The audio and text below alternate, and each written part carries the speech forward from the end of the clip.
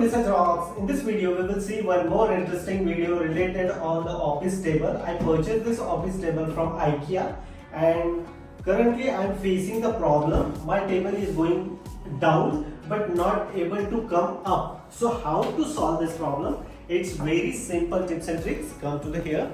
So this is a hydraulic up and down. So currently is down is working but up is not working. So you can press continuously both buttons like this around 10 seconds.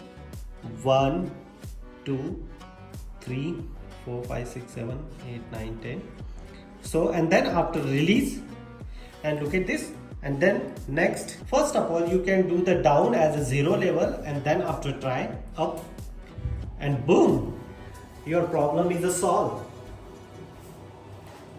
So if you are facing this problem, so you can apply these tips and tricks and solve your problem and fix IKEA office table hydraulic problem. So this is a simple video. If you really like this video, so please hit the bell icon, share this video and subscribe our YouTube channel Research Rocks. Till then, Jai Hind, Vande Mataram.